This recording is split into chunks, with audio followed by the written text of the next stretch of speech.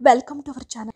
కొన్ని సంవత్సరాలు పూర్తి అయిన తర్వాత ఇక తాను సమాధి పొందే సమయం దగ్గర పడిందని తెలుసుకున్నారు వీరబ్రహ్మం గారు. తన వారసుడిగా పెద్ద కుమారుడు గోవిందాచార్య స్వామి వారికి పట్టాభిషేకము చేయదలచి ఈ విషయమై తన భక్తులందరికీ కాలజ్ఞాన సౌజన్య పత్రికను పంపారు. శ్రీ వీరబ్రహ్మం గారు అంతిమ సందేశం కాలజ్ఞానం. వైశాఖ శుద్ధ దశమి ఆదివారము 2:30 భౌతిక దేహాన్ని వదిలి జీవ సమాధి స్థితిని పొందదలుచుకున్నాను కనుక ఈ పీఠాధిపత్యము నా పెద్ద కుమారుడైన గోవిందాచార్యుల వారికి అప్పచెంపదలిచాను. అది తిలకించి నా వద్ద 3 రోజులు ఉండి నేను సమాధిగతుడవుతా చూడవలను అని ఆహ్వానము. నేను వివరించబోయే కాలజ్ఞాన విషయాలను విని తరించవచ్చు. అలా స్వయంగా వచ్చి కాలజ్ఞాన దైవ బోధలను వెళ్ళలేని వారి కోసం ఈ పత్రికలో కొన్ని కాలజ్ఞాన విషయాలను వివరించాను. ఈ పత్రికను వారు దీపారాధన నైవేద్యంతో పూజించే వారికి సకల శుభాలు కలుగుతాయి. ఆ పత్రికలోని అంశాలు నేను శ్రీ వీరబ్రహ్మేంద్ర స్వామి వారి అనే పేరు ధరించి ఇప్పటికి 175 సంవత్సరాలు గడిచాయి.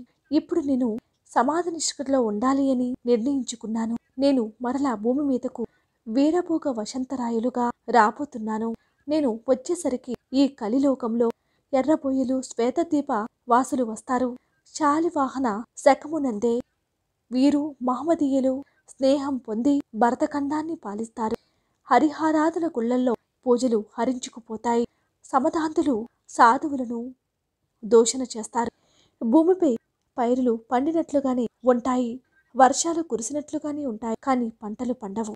బహుధాన్య నామ సంవత్సరంలో కనకదుర్గ మొదలగు శక్తులు భూమి మీదకు వస్తాయి.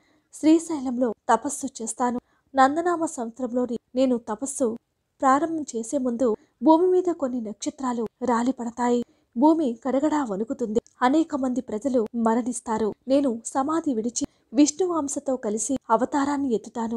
ప్రమోదనామ సంవత్సరానికి 8 ఏళ్ల బాలుడినై ఎర్రబొయ్యలతో కలిసి వారికి ఆంతర్య బుద్ధులను కల్పిస్తాను. అక్కడి నుంచి శాలివాహన శకము 5407 సంవత్సరము నాటికి సరిగా పింగళినామ సంవత్సరంలో భయంకరమైనటువంటి కొట్లాటలు ప్రారంభమవుతాయి. కాలయుక్త నామ సంవత్సరం వరకు ఉత్తర దేశాన పొట్లాటలు విపరీతంగా జరుగుతాయి. ఆనందనామ సంవత్సరంలో మార్గశిర బహుళ అష్టమి గురువారము మల్లికార్జునుడు బ్రహ్మరామ సమేతంగా వింజా పర్వతానికి చేరుతారు. రక్తక్షినామ సంవత్సరంలో విజయవాడకు వచ్చి అక్కడ పోతులూరి వారి కన్యను పెళ్లాడి పట్టాభిషిక్తుడను అవుతాను.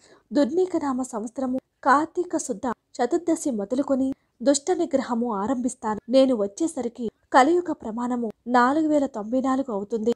నా భక్తులైన వారిని సదా నమ్మి ఓం హ్రీం క్లీం శ్రీం శివాయ పరబ్రహ్మణే నమః అని బీజ సంపుటైన మహామంత్రమును ఎప్పుడు పలుకుతూ ఉంటాను. పలుకుతున్న వారికి మోక్షాన్ని ప్రసాదిస్తాను. ఈ వీడియో కనుక మీకు నచ్చితే లైక్ చేయండి. మరిన్ని వీడియోస్ కోసం మా ఛానల్ సబ్స్క్రైబ్ చేసుకోండి.